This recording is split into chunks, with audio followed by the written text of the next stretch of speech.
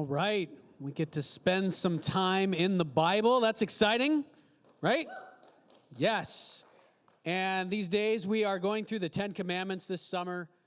If you followed along the whole way, that's great. If you're just popping in for one or two messages, you'll get a lot out of this.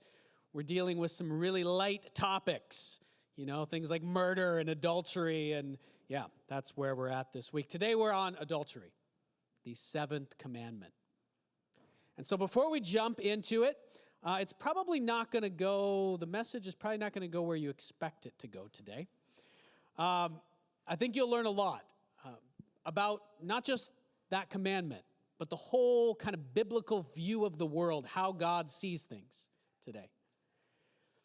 Before we go there, we'll start with an illustration like we do every week. And today's illustration, these are supposed to be fun, it's lighthearted, but also help you grab hold of how to apply or how to think about the Bible verses that we'll look at afterwards. So that's what the illustrations are for. Today's illustration is the loyalty and commitment quiz. You guys ready? The loyalty and commitment quiz. Now, this is not one of those quizzes. It doesn't really tell you anything about yourself.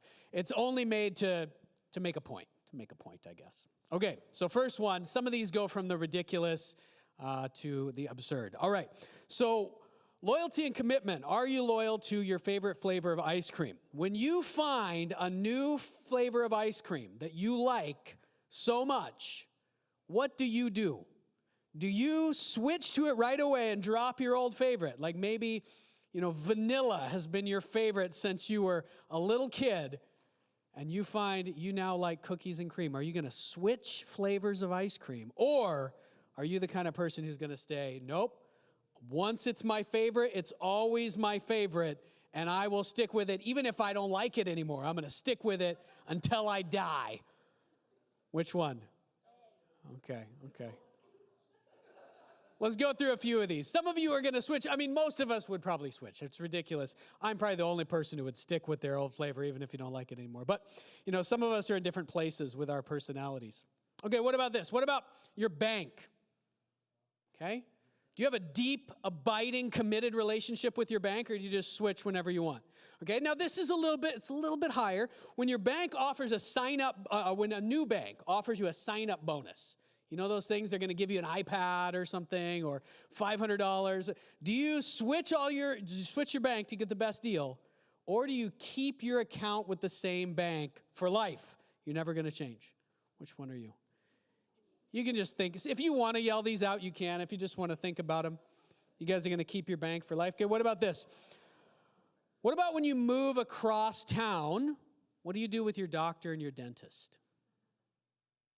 Like you're close enough. It's not really convenient. Maybe you're half an hour away. Do you pick a new dentist? I know it's really hard to find a new doctor. It's not hard to find a new dentist, though. Do you pick a new dentist or doctor for convenience, or do you stay with the same doctor you've always had? I mean, that's kind of more of a relationship there, right?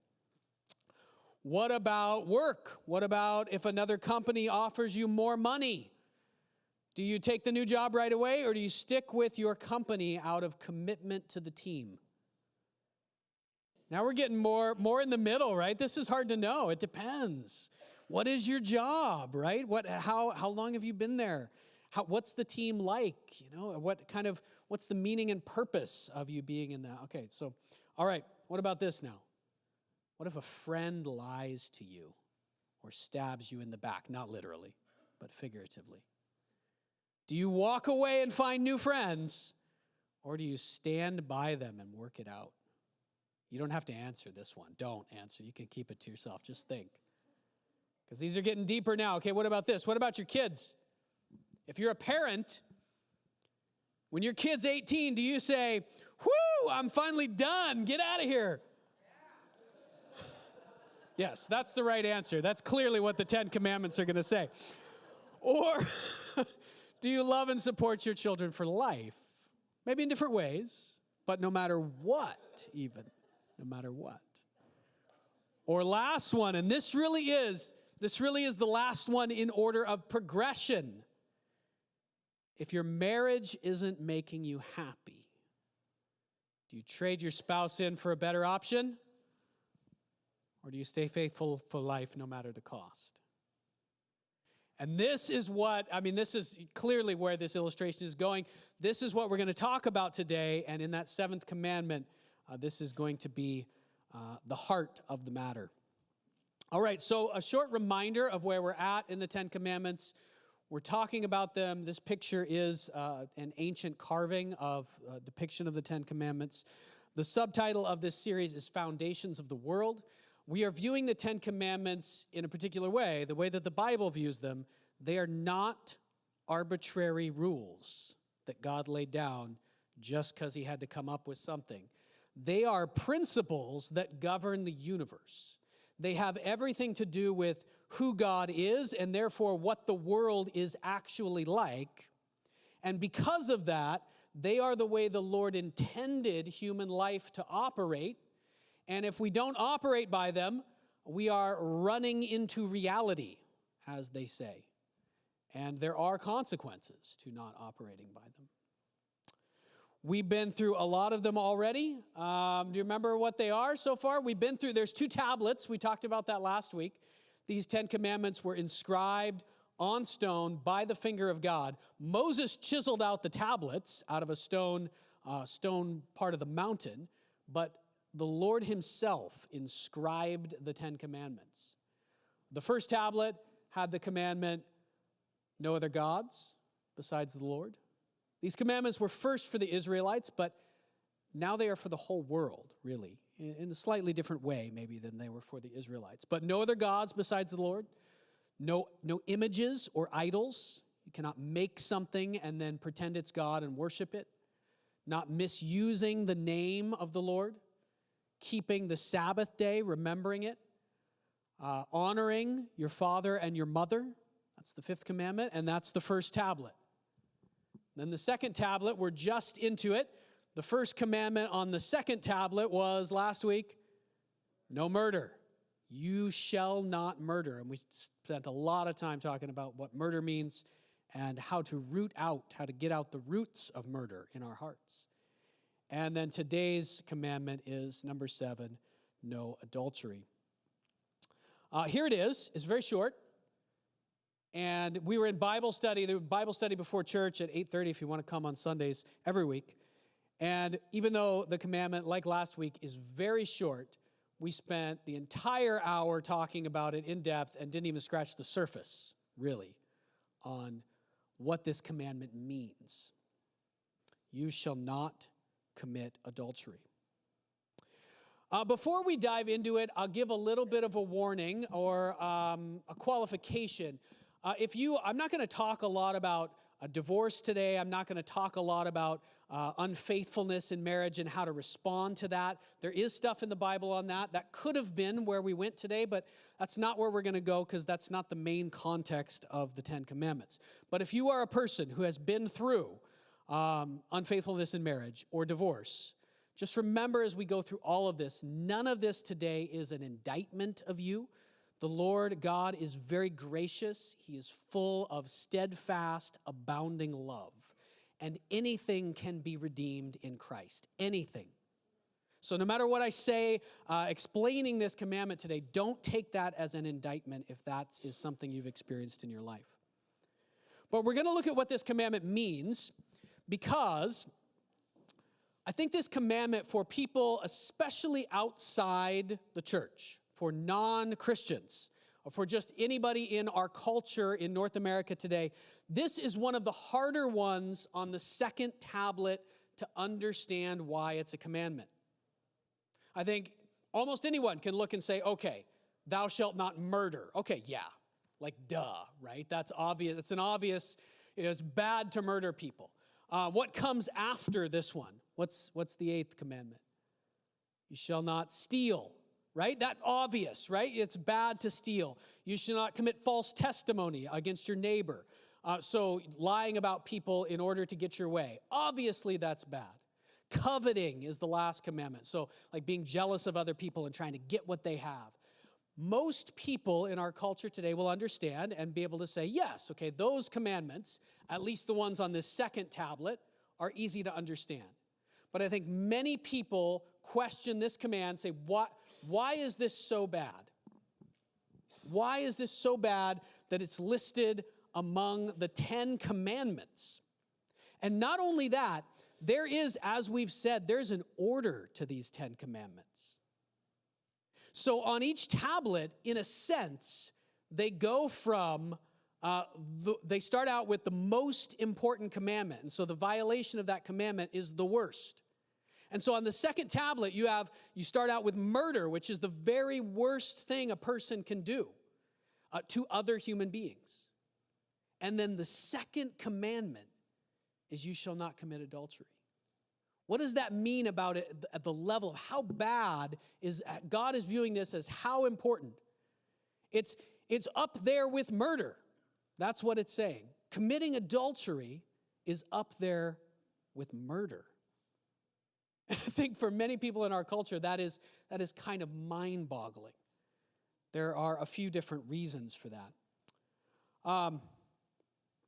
Why is it so bad? Why is it listed right after murder? So many of us know that the Bible teaches that there is to be no sexual activity outside of marriage. That is a consistent teaching of Scripture from the beginning to the end.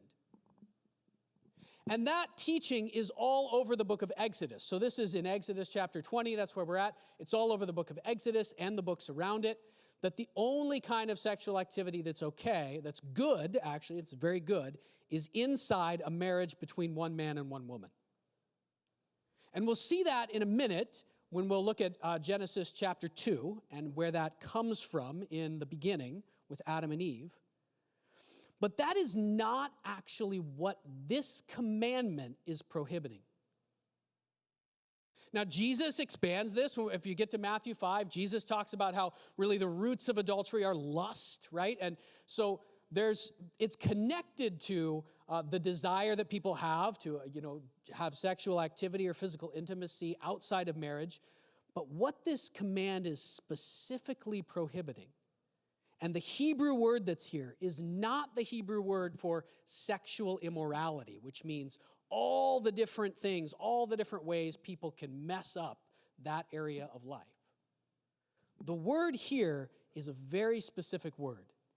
And the word adultery in Exodus means to break or to violate the marriage covenant. To break a covenant. And so this is why it's so hard for us to see, because really most of us, even here in church, have a very limited idea. What is a covenant? If I called you up here to the front right now, could you define the word covenant in the Old Testament? Probably not. And we have very limited places in our culture where we have covenants, actually. Our culture is more about contracts than it is about covenants. But this is why it's so important to the Lord. It's not just that he's prohibiting sex outside of marriage. What he's prohibiting here is breaking the marriage covenant. And we're going to learn all kinds of things about God, because this actually has to do right at the core with why Jesus died. You might not think that at first, but it does. Why is adultery so bad? Why is it listed right after murder? Adultery, what it is a violation of the marriage covenant. Some of that might be in your notes if you want to write down. So, we're going to spend a little bit of time, and this will help us then come back to this commandment and understand it better. We're going to spend a little bit of time understanding what a covenant is. And it has everything to do with the illustration we started out with. This is an old word, but there really is no better word for it in English because, again, we don't really do this much. So let's compare it to a contract. Okay, a contract is something that we are very used to in our lives. We have these with people all the time, even if we don't call it this. It's just an agreement. It's just a deal, right? A contract is you do this and I do that. So we make a plan. You fix my car, I give you some money. Or, you teach my children and, I bring them to school at the right time and the government pays you. That's an arrangement, okay? And implicit or kind of built into the idea of a contract is if you stop, I stop. And for most contracts, it's just fine, right? Like if your mechanic doesn't fix your car, You might be upset about that, right? What is this guy? He's messing around with me. This is so unprofessional.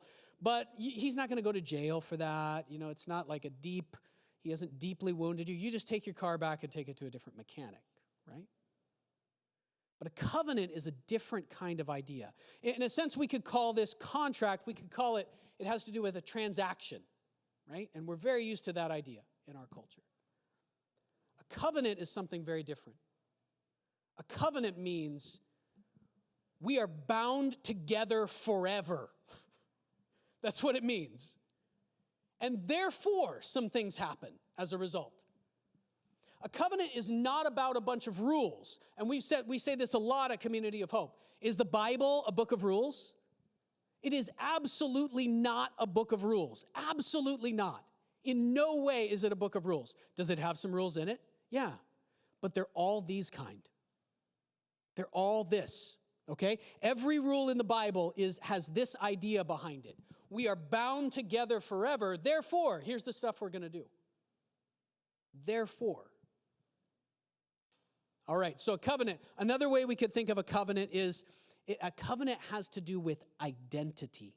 It has to do with who I am, okay? When you pick a flavor of ice cream, okay, usually, unless you're weird, a little bit weird, right?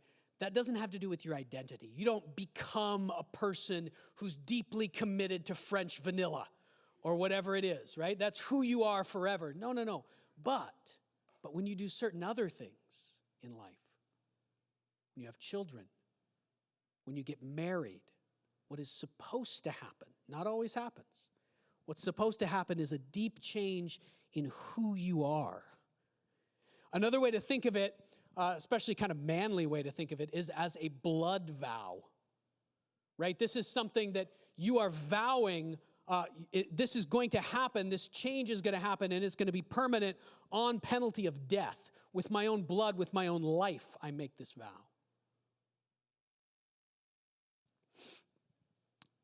Let's think about the Ten Commandments as a whole now, and what I want you to see, first of all, is that the Ten Commandments are a covenant. As a whole, all 10 of them, what they are is God saying to the Israelites first, he said to this one nation, and he's going to use them then, his plan was to use that one nation to bring all the other nations into this same covenant. The whole point of these 10 commandments is the Lord is saying to this nation of Israel, he's saying, we are now united as one. He is making a blood vow with the nation of Israel. He is creating a new kind of identity. In fact, the covenant, this might sound crazy to some of you, it actually changes God himself. There is a real truth, God cannot change, but the covenant in a real way changes him. He is now committed to the nation of Israel first, and then later we'll see through Jesus to the whole world. And he staked his own life on that commitment. The God of the universe. So this is, if we look at the beginning of the Ten Commandments, you can see this. God spoke all these words. How does he begin the Ten Commandments? Like this. He says, I am the Lord your God who brought you up out of Egypt, out of the land of Israel, out of the land of slavery. And therefore you shall have no other gods before me. What is he saying here? What he's doing is he's forming a relationship. This isn't, okay, I'm God, I'm like your mechanic, right? I'm like your genie in the sky. So whenever you need something, whenever you need a favor, come to me and pray to me and worship me. And then this is how all the other religions in the ancient world worked. You did some stuff, you did some magic, or you gave a little sacrifice, and then you got something from God. Almost like he was a vending machine, right? It was a transaction. But the Lord is doing something completely different with the nation of Israel. He is saying, no, here's the basis. We are now one. You are my people, and I am your God.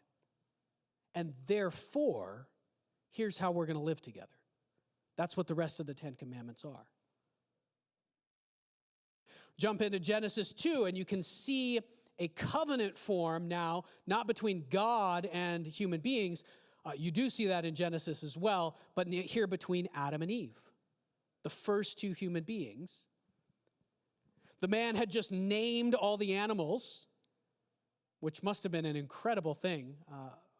Anyway, we can't get sidetracked. But for Adam, no suitable helper was found. And so the Lord God caused the man to fall into a deep sleep. While he was sleeping, he took one of the man's ribs and closed up the place with flesh. Now, he was sleeping. God took part of his body. Actually, the translation here can be kind of tricky. It might not be a rib. Part of his body. What do you think that felt like when he woke up? I mean, I don't know for sure. Maybe there was no pain, but it might have been very painful. And actually, I suspect it was. I suspect there was probably recovery from this. Why? Because what's being formed here is a covenant. It's a blood vow. Look, so the Lord made a woman from the rib he had taken out of the man, and he brought her to the man. Look what the man says. What does he say? The man, Adam, looks at his wife. He says, "This is now bone of my bones, flesh of my flesh." This is really the whole of his marriage vows. But he doesn't need marriage vows the way we do because they're the only two people in the world. And this vow means all the other vows are going to be implied in this. She and I are one. That's what he's saying. She and I are united at the level of our very lifeblood. Our bones are one. And therefore, would sleeping with some other woman, if there were another woman in the world at this point, would that violate this vow he makes? Of course it would. We are one, he said. And then, of course, Genesis famously says this is where marriage came from. This is why a man leaves his father and mother and is united to his wife, and they become one flesh. So this is Adam and his wife are both naked, and this is what it's intended to create. This marriage covenant is intended to create a safe space, a space in which they can completely be themselves. Naked is not just about physical nakedness, though it is. It's about they can completely be themselves with each other because they have been united in this deep way. It's a powerful, powerful idea. And my fear today, it's such a deep idea, it's hard to grab hold of. Let's talk about covenants in modern life so we can kind of grab onto this maybe. Do we form any covenants in modern life? I've already said that mostly we don't. Mostly we just form contracts. Some parts of the ancient world were very much about these covenant relationships, right? But in our modern world, we've found that covenant relationships can be, there's some problems that can come from covenant relationships when people are full of sin. If you are united to someone permanently, what do you do if they just don't fulfill the things they should be doing? We'll talk about that in a minute as well. But are there any covenants in modern life? And the answer is yes, there are some. I would say that marriage is still a covenant for many people. Not for everyone, though.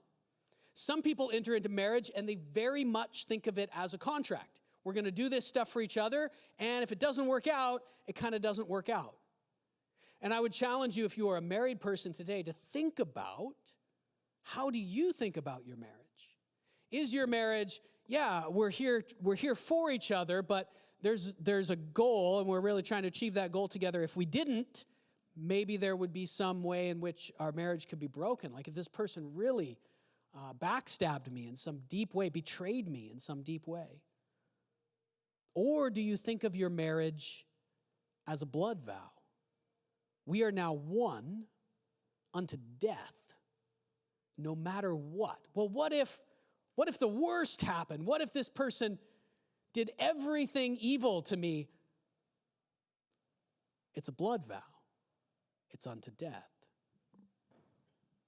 It's a powerful thing to think about. So some marriages are covenants, but some are not. I'm not really sure what the percentages are on that. It's too deep of a question to slice with a knife.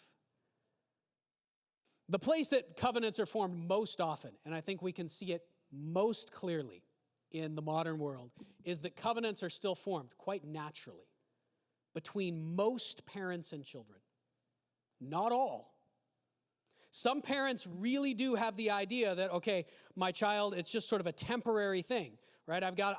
I had this child and I did it because I wanted to feel fulfilled, or certain things, I had to have certain things in my life, and I've got this task and I got to get them to 18, and then that really is a way that people think about children in some cases, but I don't think in most. I think in most cases, maybe especially for the mother, you think about what giving birth is. It's a lot like what happened with Adam and Eve in a sense. There's blood, there's suffering, there is deep identity. Right? I can remember with some of my children, I can remember the moment, and maybe you can too, remember the moment when a covenant was formed in your life. Maybe you were holding, if you're a parent, maybe you were holding your baby, and you suddenly realized, it's not like you made a decision even. That's the other thing about covenants. You often enter into them sometimes without really meaning to, in a sense. Maybe you were holding your child and you suddenly realized that you would die for this person. Whoa. Something changed. That's a big change, right? Or you suddenly realize that nothing else mattered, whatever that feeling was, that deep sense. A covenant was formed in you. And that's what the Lord is talking about. That thing that usually happens between, especially a mother and a child. That's what's supposed to happen in marriage. It's what's supposed to happen in marriage between a husband and wife. Now, here's a really big question, and here we're going to gain a big picture view of the whole Bible, all right? Right after this slide, I'm going to show you like the main story of the whole Bible. It won't take too long. It's a very bird's eye view, but you're going to see something, I think, that maybe you haven't seen before. Maybe some of you have. Can a covenant, this is a big question. A covenant is a blood vow. It's the level of identity, bone, flesh. Can it be broken? Can a covenant be broken? Is that a possibility? It's a trick question because the Bible's answer to this is yes and absolutely not. That's the Bible's answer. What do I mean? At the level of identity, when you have become one with another person, whether that's God or another human being, there's a sense in which if you were to break the covenant, you are breaking yourself. Because you're one.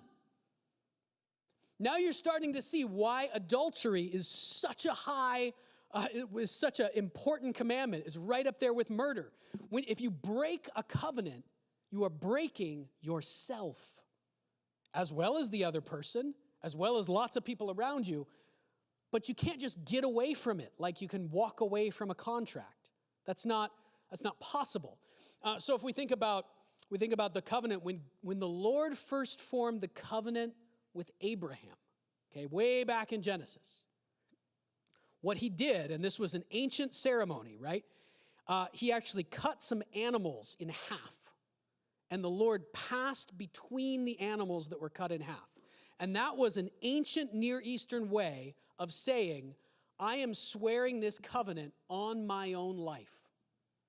I will never break this covenant. If I do, I will die. So a covenant, in a sense, it can be broken in a sense, in another sense it can't. So here's the overview of the whole story of the Bible, okay? From starting in Exodus or starting right where we're at the Ten Commandments. The first thing that happens, actually, it happens even before the Ten Commandments, right? The Lord brings this nation, the nation of Israel, to himself, right? And then he says, here's how it's going to work. We're one. We're forming this covenant. I'm going to be your God. You're going to be my people. And so here's how we're going to live together. Here's what we're going to do. Here's the Ten Commandments and the rest of the law. And Israel, what does Israel say? Israel says, yes, we're going to do it. We're going to do it forever.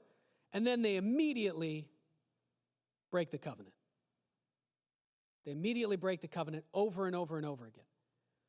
Now, like in marriage, right? You know, if you make a marriage covenant and your spouse just doesn't do something they promised to do one time, do you just kick him to the curb immediately? Does anybody just kick? No. I mean, people, even when people do get divorced, it builds up, right?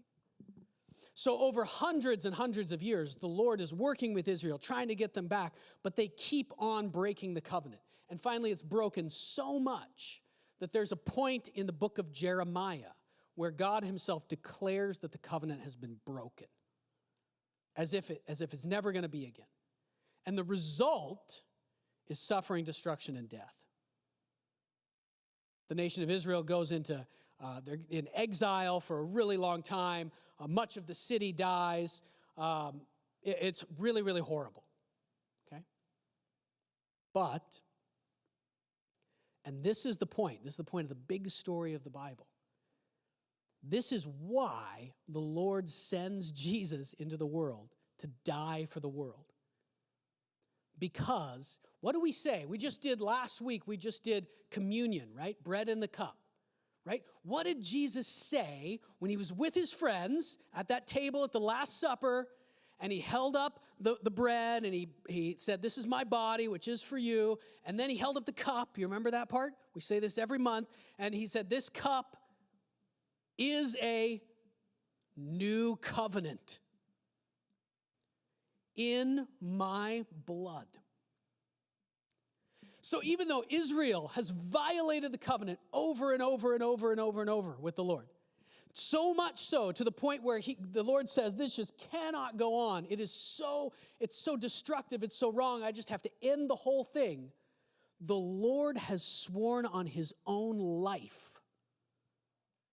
The covenant has changed God himself, so much so that he actually sends his own son into the world to die, to suffer and die, to bring that covenant back to life. Not only to bring it back to life, but to bring it to the entire world. Jesus dies to create a new covenant. That's a really deep thought. I don't want to get stuck there too long. I'm afraid I've lost some people. We'll see. So we now pull it back to this idea of the seventh commandment, you shall not commit adultery. And the main reason that this is such a strong commandment, that it's right up there with murder, to violate this, to break this rule, is because marriage is a covenant. And here's something, especially for young people who are, well, I guess this could apply to anybody. You should think about this fact. But for young people, as you think about marriage in the future, here's the thing. Marriage is not just meant to be a covenant. It is a covenant. And God has designed the world. Remember, these commandments, this is how God structured the nature of reality, human nature. This is actually why it becomes such a bad thing to, go sleep with people when you're not married, is because that act, which is supposed to happen only in marriage, it's actually designed by God to form this bond, to form this bond at the level of blood, identity, bone and bone. That's what it's designed for. Marriage is a covenant to some degree, even if we don't mean it to be. I said earlier, you can sometimes accidentally or almost without your will enter a covenant. Physical intimacy is not just physical. That's a huge part of what the Bible is trying to get across here. This is why it's so hard for people today, many people, especially if they have no belief, no faith, no trust in God, it's so hard for them to understand, why is the Bible so against just, sleeping with whoever I want to sleep with? It's just a transaction, right? It's just fun, and then I move on. But that's not true. It is designed to form a covenant. So while the commandment is don't commit adultery, because if you're actually in a marriage and you go outside that marriage or you break that covenant, I think actually what the Bible means by adultery could be broken. That commandment could be violated in several ways. It could be violated if you're married by sleeping with someone else. It could probably also be violated by really abusing your spouse in some horrible way. That's a violation of the marriage covenant. The word does not specifically mean just sleeping with someone you're not married to. It means breaking the covenant. If you didn't provide for your wife, especially in the ancient world where she was completely dependent on you, that's a violation of the covenant. But the commandment in Exodus 14 is specifically about marriage, but because of what that act, physical intimacy, what it's designed by God to do, it is a physical act, but it is also a spiritual act, and it is designed to form this incredibly deep bond. I think a bond that's deeper than we realize. And that's why the Bible is so against just using it wherever, as if it were a transaction. because it's actually not. And finally, the marriage covenant, we can see this in 10 Commandments, in Exodus. It is meant to be the cornerstone of human relationships. What God is all about, he's not just giving these rules, like we said before. He's not just giving these rules so people will follow his rules. They're not just random or arbitrary. He is trying to help this nation of Israel, and then the whole world, become what we were really supposed to be in the beginning. Become really good human beings who treat each other well, who love like Jesus loved people. He's trying to help us become what we were made to be. And marriage is central to his plan to do it.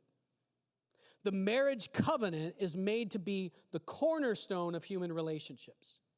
You have, most human beings are supposed to be married and have this marriage relationship where they are deeply at one with their spouse. And that unity provides a space for children to be raised so that they can really understand what it's like to be in a covenant and a relationship with God. And this is a powerful thing. The marriage covenant is meant to be that cornerstone. I'm going to finish up by reading 1 Corinthians chapter 6. And I'm not going to talk about these verses. I'm just going to read them. But if you've thought about everything we've said so far, about what marriage really is, what the relationship between people and God is supposed to be, that's supposed to be a covenant. When we see baptisms on Thursday, right, when people come and give their lives to Jesus, receive his grace because of his death on the cross, that's the formation of a covenant. You are now one with, united with the Lord himself. What you're going to see, and I want you to look for it as I read it, in 1 Corinthians 6, this is about sexual immorality, but it's also about our relationship with God. And all of what is being said here is all about this covenant relationship. It's not about following rules. It's about we are united with God. Therefore, this is how we live. Here's what Paul says in 1 Corinthians 6. I have the right to do anything, you say. How much do we fight about rights today in our society? I have the right to do anything, you say, but not everything is beneficial. I have the right to do anything, but I will not be mastered by anything. You say food for the stomach and the stomach for food, but God will destroy them both. That's kind of a way of saying, it doesn't matter what I eat. The body, however, is not meant for sexual immorality, but for the Lord. And the Lord is meant for the body. Do you see the covenant? By his power, God raised the Lord from the dead, and he will raise us also. Do you not know that your bodies are members of Christ himself, parts of him? Shall I then take the members of Christ and unite them with a prostitute? In this particular letter, Paul is actually writing to some Christian men who would just sleep with prostitutes on the way home from work. That's what he's trying to address in this passage. Shall I take the members of Christ and unite them with a prostitute? Never. Do you not know that he who unites himself with a prostitute is one with her in body? This physical intimacy, it does something. For it said, the two will become one flesh. But whoever is united with the Lord is one with him in spirit. Flee from sexual immorality. All other sins a person commits are outside the body, but whoever sins sexually sins against their own body. If you break a covenant, you destroy the other person, or you destroy yourself. Do you not know that your bodies are temples of the Holy Spirit who is in you, whom you have received from God? You are not your own. You were bought at a price. Therefore, honor God with your bodies. Oh, there's a world of depth there. I'm so tempted to preach a whole nother sermon right now on this passage, but we're not going to. I'll just wrap up by saying this, especially for young people. Many of us who are older have made all the covenants we're going to make in this life. You can't just go around making covenants all the time. That's not possible. But for younger people, do make covenants, but do it carefully. You can only make a few at that level of identity and connection. With God, with your spouse, with your children perhaps. You can only make a few. And finally, I hope you can see from all of this that we've seen today, this is why, one way of looking at why Christians so often say this. Christianity is not a religion. It's not a bunch of rules that we try really hard to follow. It is a relationship. This is what we mean. It is a unity with God himself who made us in the world, a unity that's possible because of the death of Jesus. We can enter into that relationship with him, and if we're in that relationship, there's a certain way we have to live, not because it's a bunch of rules, but because we are in this relationship with God. Hope we didn't go too deep today. It's a lot to think on this week. Let's pray.